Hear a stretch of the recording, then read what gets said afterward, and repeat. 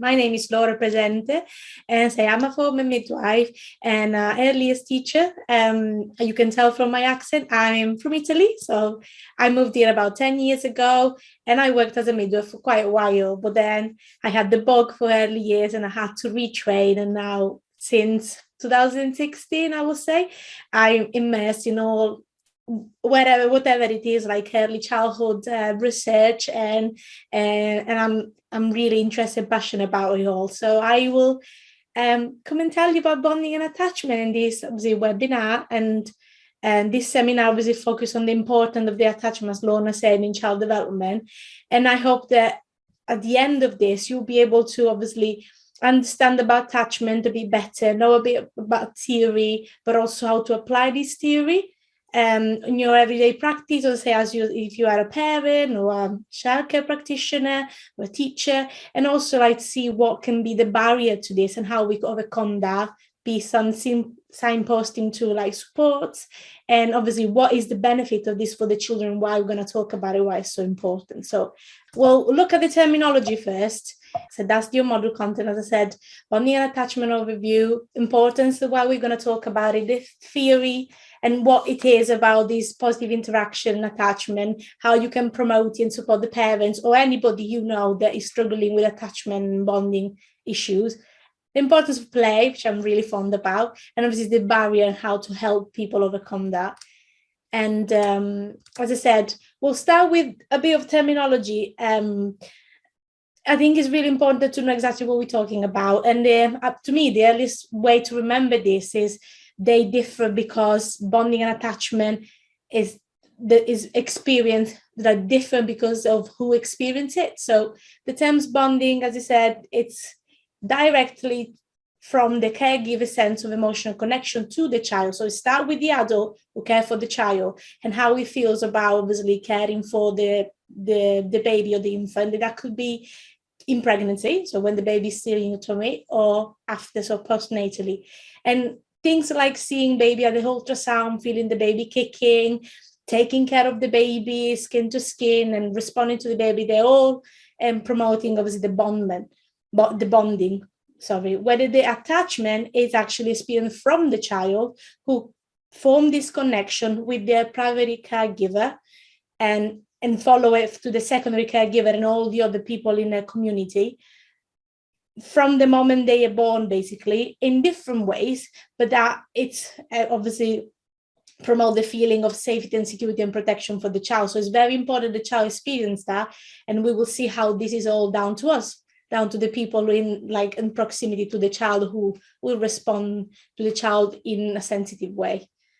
So research knows why we're talking about this, because research show that for the child, having an attachment, a secure foundation, it's a powerful predictor of a child's later social emotional outcomes. So that means that everything that is about child development is obviously, and how the child is going to thrive, it depends obviously on brain development and social skill and self-esteem and their independent emotional regulation, sense of empathy.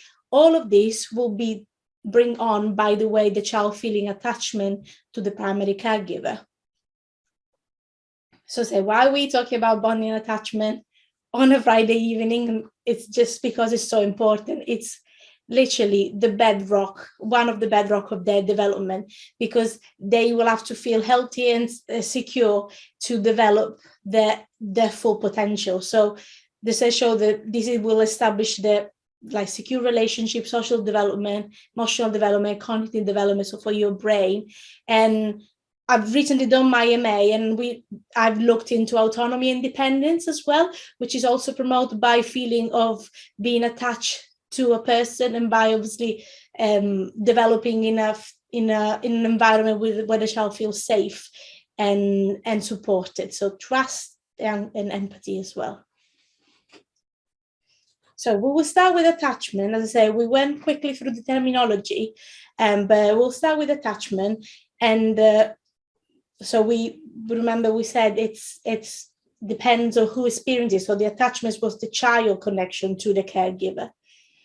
And there are a lot of early childhood theorists where they talk about child development and how that happened. And some of them obviously argue against each other. And the one you can see here, which is Vygotsky, was very fond of saying that actually we need these social people in our life to develop, whether it does, the development and the learning is not just a process that happens by itself, and the children need to be supported. And if you look at his theory, actually, it's quite interesting because he actually, as a concept, it's called the proximal development, where he actually explained how a child can progress in their development because of a help of another peer or an adult that support the step. So the step into a new skills or a new challenge, it will be supported by another person. So that obviously tell us that its social environment is so important to the development of the child, and it's not something that just happens alone. And later, what you're looking as an attachment theory, I will say, pioneer, so the one who came up with the attachment theory, it's more of a joint work between these two psychologists, British and American, who obviously looked at the attachment and the connection that the child has with the parent or the first caregiver.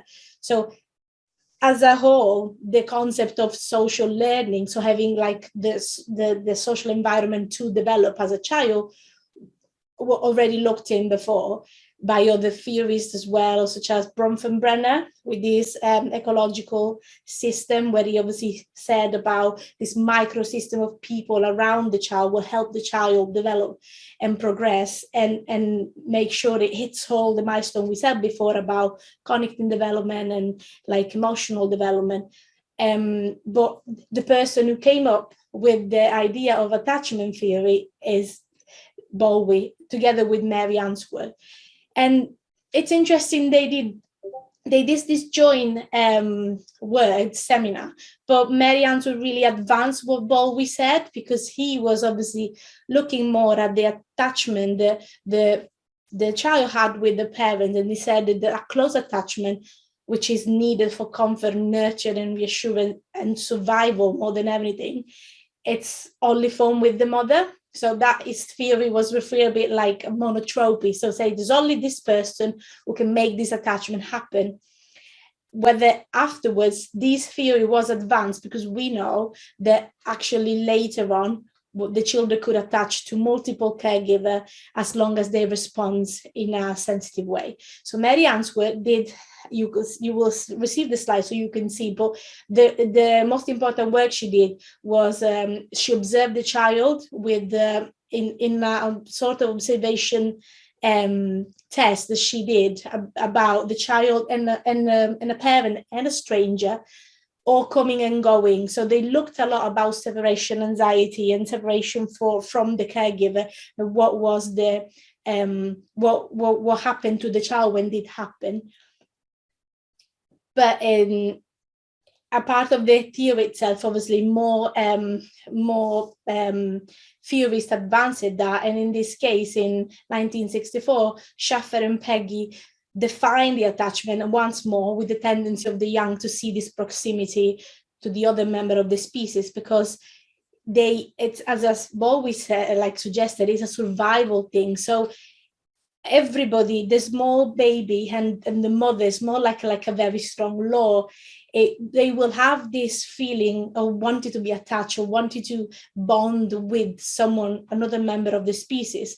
And especially them looked at, as I said before, that it's not just the mother, so it will be primarily the mother, but also the father and grandparents, brother or sister. And there's another theorist called Trevarton that also said it could be any person in the child life that responds to the child in a sensitive way, and is also a playful playmate. So he put plays into that, which we will see in the few slides, that how can make attachment stronger, make bonding stronger between the parents and the child or other caregivers in the child life.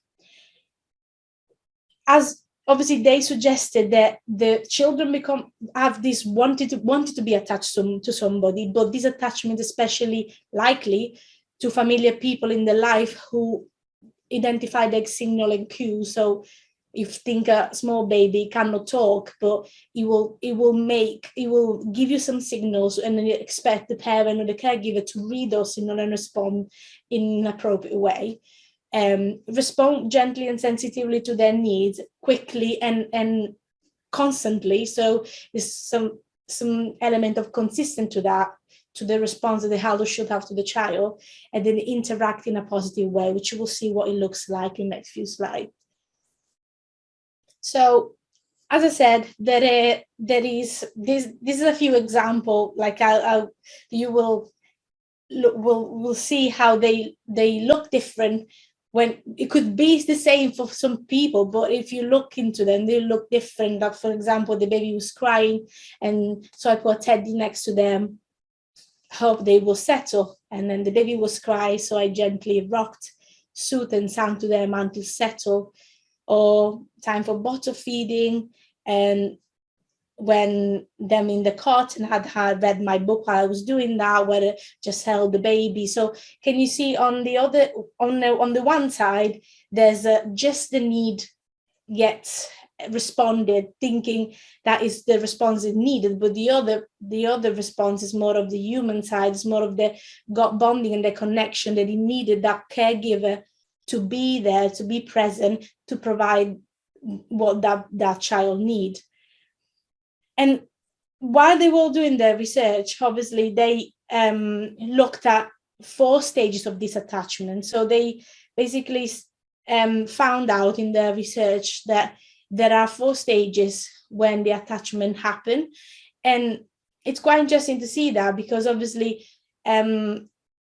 I was thinking more of a childcare context. We'll say practitioner working in childcare. Obviously, I'll tell you that it's from birth to about 11 months where this is very important for what we do to establish this attachment. And then, so you're looking at children under the age of 1, which are very, it's very important for them that we look for things to support their attachment, especially around that age, because this is when this happens. So from birth to 3 months, for example, as I said before, they will have that drive to want to be attached to another person of their species, but they're not necessarily attached to a specific caregiver.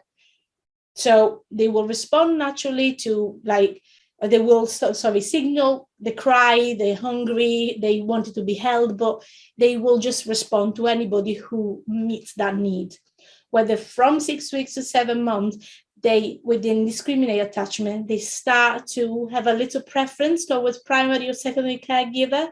So this is obviously because trust is being building, and the security that someone will respond to them and will listen to them. So they start to respond more positively to the primary caregiver, but then they will accept care from others.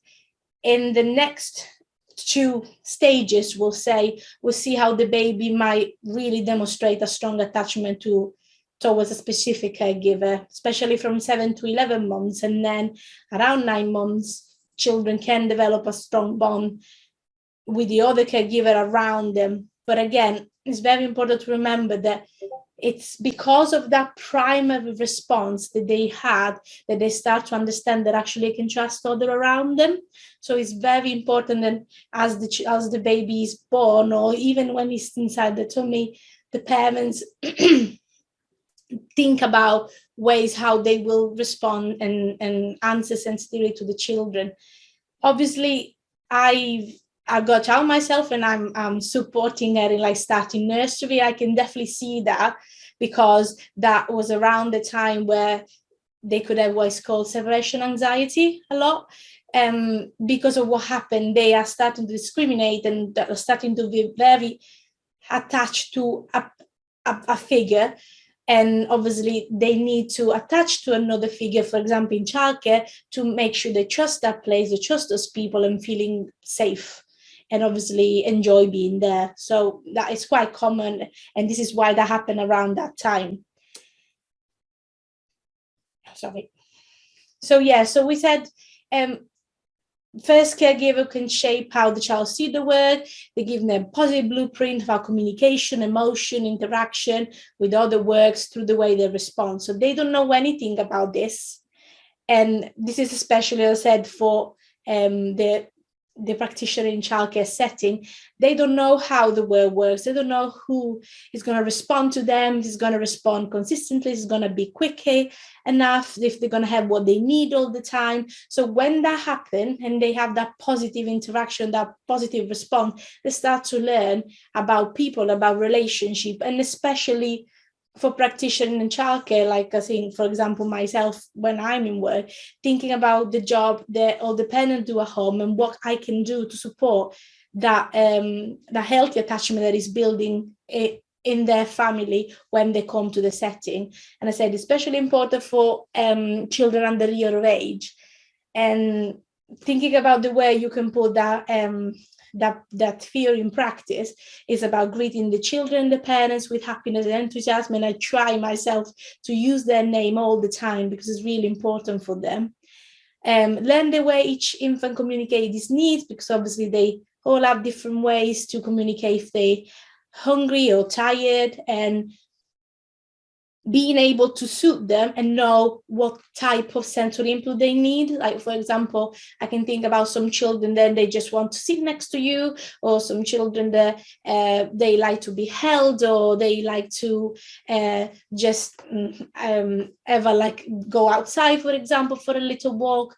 And make sure you get the time to understand and remember and like foster all of this, because obviously this is going to help the healthy attachment to you as a childcare professional. And obviously make time to foster that connectedness, so you do it all the time anyway, because if you are in childcare or in teaching or any of these contexts, you do have you are drawn to children, to talk to them, to make eye contact. But this is especially more important under the year of age, because of that time where they are forming that attachment, and how they need a blueprint of positive relationship to know what to expect and how to form healthy relationship with everybody else in their life. I wanted to introduce this concept as well of attunement, because it's not much talked about, but it's really important to attachment and bonding at the same time, because it's a building block of secure attachment. And it's a little bit what we talked about until now. It's that responding sensitively and appropriately and consistently to the child. So it comes obviously from the word. It's got a lot of metaphor with the music. So being in tune, more like a dance, like a duet with the child, in a way that the response of the adult are appropriate, consistent, and fit with the child's needs and signal. So this fostered that child feeling of safety, but more than ever, this support the attachment and the bonding, because that's what the child needs to feel safe and to trust you.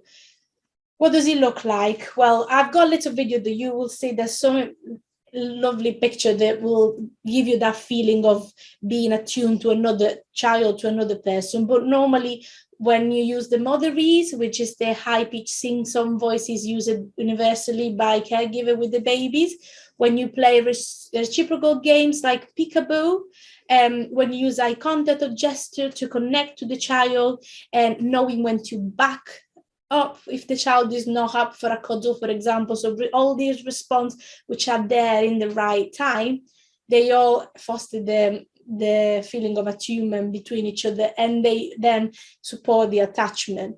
And you don't always get it right, because I try myself with my child, but also in my work. But the important bit is to keep trying to get in sync with the child. And actually, this was one of the thing that Mary Ann's work, so that theory of the attachment, got from her observation, that the children are more attached safely, so are securely attached to the people who are attuned to them, you are in sync to them, you respond to them in the appropriate way. That is the video I was talking about. Attachment is a unidirectional phenomenon. Attachment oftentimes can be based on anxiety or insecurity or fear. Attunement is something very different, and let me describe it to you. It's a deep and genuine connection with another human. And the archetype of this is the relationship of a mother to her infant. or a father. Now, this relationship, if you think about it, this is one of the most powerful and reliable forces in all of nature. It's as reliable as gravity, just about. We don't think about it as a force of nature in the same way physicists think of laws, but it is a law. It takes a lot to derange this particular drive, the love of a mother for her child or a father for their child. It takes an enormous amount of things going wrong. So this attunement we see here in this picture of a mother and her baby. They're dancing, their eyes are connected. Their brains are actually connected, as are their hearts and their souls, and they're also their minds. This baby is learning a huge amount in an extraordinarily short period of time through the facial expressions and the responsiveness of the mother. The baby responds and knows, and the mother responds back and forth. And all of you that are parents know this. Now, this back and forth like this, the child's learning about the world, learning about whether the world is responsive, whether or not the world is safe, whether or not the world is something that can be relied on, learning about facial expression. The brain is forming connections at the rate of 1,000 per second at this stage of development. So if anybody thinks a baby can get too much attention, they're wrong. See, yeah, so just to spend a few words about this little snippet is exactly what attunement is about. I like it they call it a law. He's a psychologist, by the way, a child psychologist. He call it a law because I'm a mother myself, and I obviously know what he means by that force, that power, that it draws you to the baby, and it makes that connection.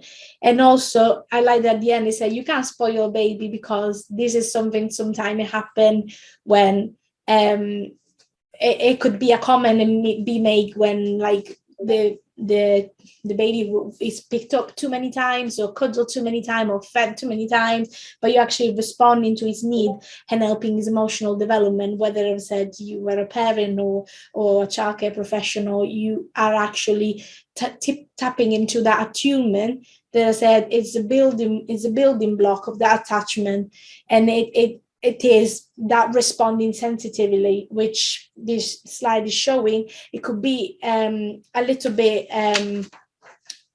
overlap, I would say, with the concept of empathy.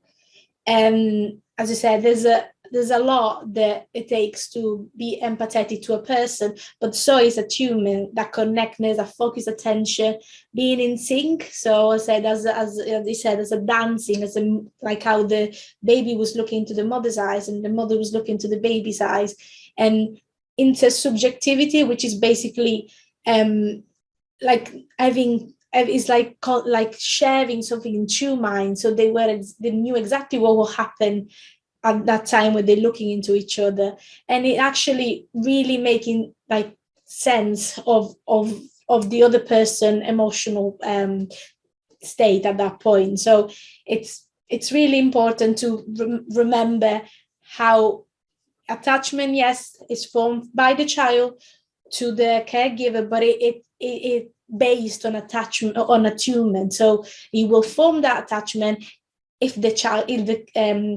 caregiver is attuned to the child, the response to the child in a way that it's meeting their needs and is appropriate to them, and he shares that connectedness, that wanted to be there to support you, to help you, to love you. The bonding, so it's as we said, remember, easy way to remember how they differ is to think about who's experiencing. So the child's experiencing the attachment, the caregiver responds sensitively. The bonding is experienced from the caregiver. So it's a caregiver's sense of this emotional connection to the child, which, as I said, could be in pregnancy or could be postnatally after the baby's born, or could be both. And it's supported by obviously seeing the baby ultrasound, feeling the moving or kicking, thinking about the baby in general, and taking care of the baby, and obviously reading, singing, talking, baby wearing, baby massage, skin to skin. And I will add as well feeding the baby, whether it is a breastfeeding or what is called like a responsive bottle feeding. So, and and anything that makes you closer to the baby, anything that makes you think about the baby, release that oxytocin, which is the hormone of love, that makes that emotional connection. And it's something that happens to the caregiver when he's around the infant.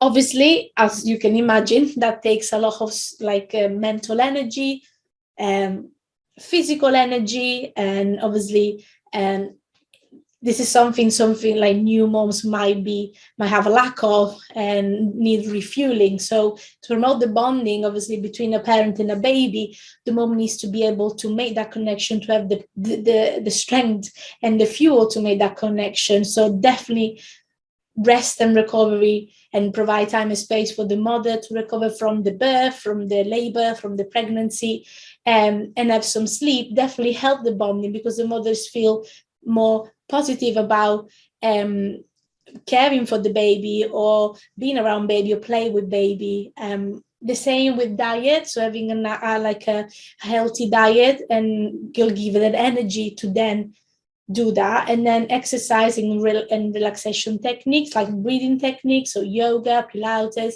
And I'm very happy that recently babies have been included in this a lot. Not only the baby massage or the toddler reflexology, but I know like spinning classes where you can take your baby, or like aerobic classes. So I think they are realizing that as much as the mother needs recovery time and sleep, she needs to be next to the baby to make that oxytocin going, to make that bonding happening. So they are making space for the baby to be around mom in other activities. That is not just baby classes.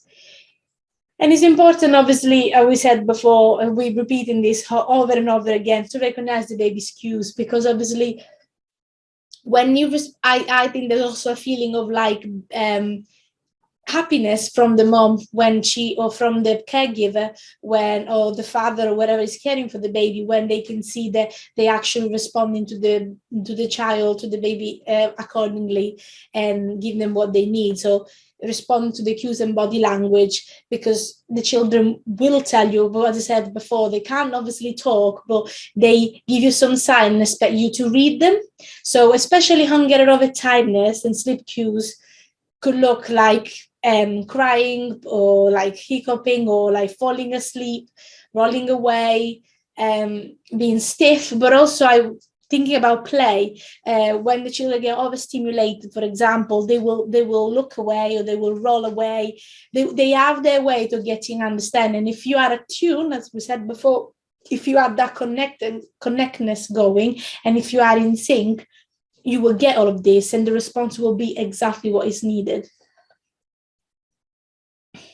So I always said before, when a parent is experiencing that exhaustion, or is not able to bond with the child, obviously we need to put some support in place. We need to encourage the parents, obviously, to I would say recognize, more than accept, to recognize the child personality and the preference of being suited, but also as a parent, knowing that whatever she's doing at the moment, it's a way of being a good parent, a good mom. So kind of get confident to be the parent she wants to be, rather than the parent that she thinks she should be. So it's more about having the confidence that it's her child, and she will have, and when she has all the tools to do it, she will be able to respond accordingly. She will be able to read the child cues and make that bonding happen. And obviously, positive interaction, as I said, and play. And this is something I'm very passionate about, because this is something that often is not linked to parenting. So it's more like something can happen like in childcare, or like baby classes or the thing. But actually, there's a quote that we will see in the next slide that gives the power back to the parent, as he mentioned, the mom, but could be anybody else's, to play, because that is one of the really powerful way in which parents can bond with the child. And this is the quote I was talking about: a good human mother is more than a protector of the human infant from fear, a more than a known and secure base from which the infant might explore and gain experience. she like others whom the infant might know and like. It's a friend and a playmate. So this is Trevarthen's idea, the psychology who wasn't really didn't really agree with the primary attachment theory about just the mother is the child, the child gets attached just to the mother. He obviously expanded that in play and said others who my infant know and like it will attach, but especially the mom is not just a secure base, how it was described by the attachment theory by Bowlby and Ainsworth, but it's also a friend and a playmate. So the fact that he puts playing there, to me, is very powerful because he uses it as a tool that the parent can use to bond with the children. As we said, the importance of a play, so promotes and strengthens the bond between the parent and the baby. Encourage the parent to identify, react, and respond to the baby's cues, because obviously it's a moment which is shared between the parents and the child. And it could be, is obviously beneficial to emotional, social, language development, because the child gets all of that, as we said before, from the attunement, knowing how the word look like, how the parents respond, and what social interaction means, and how does it feel to be held or to be spoken to.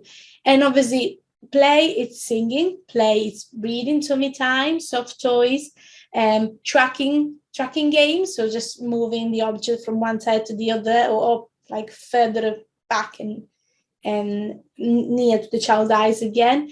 And there's a nice video that it's too long to watch for this presentation, but I put in the presentation as a link where it's explained about the game of peekaboo and how important that is as a reciprocal play.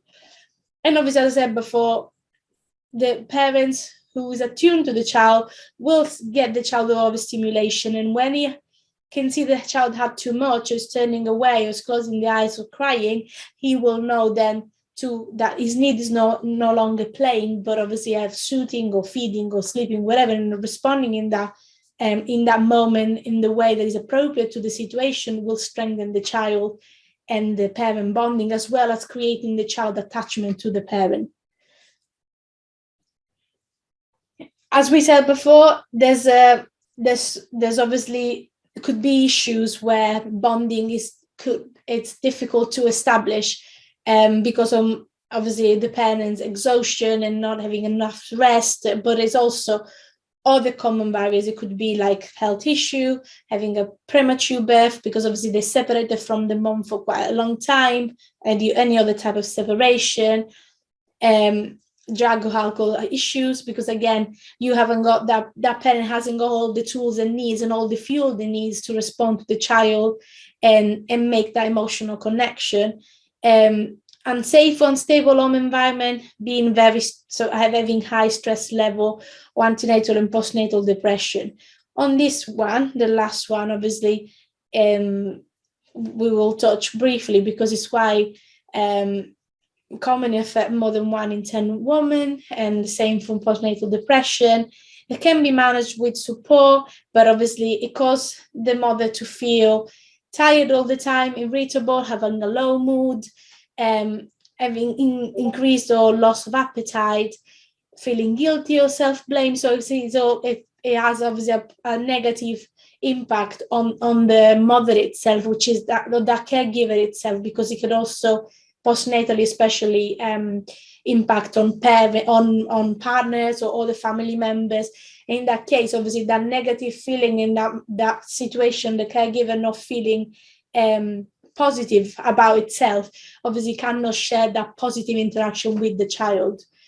And obviously said as a professional or even as a friend, if someone is suffering from antenatal depression, knowing how much can impact on their bonding and then the attachment, and then on the future development of the child as a whole, it should be signposting to like talk to GP or midwife, gentle exercise, antenatal classes, or meet with other parents so they can share their feeling like with friends or family or trusted source of support. And obviously try calming and breathing activities to reduce the feeling of anxiety. But I will say at the point of antenatal depression or postnatal depression, they will need hands-on help. Like, they will need someone to really look at what happened, especially with the postnatal depression, which can be confused with the baby blues. So it's this general feeling of being very tired, not really feeling like you're bonding with the baby, not feel like having negative thought. But normally, if it's just a baby blues, it obviously is still unsettling, but it doesn't last more than 2 weeks after birth. Obviously, if this is something that's carry on, because it will impact on the development of the baby and on development of the bonding between the parents and the baby, he needs to be brought up with the medical professional, GP or midwife, or obviously with trusting friends or family.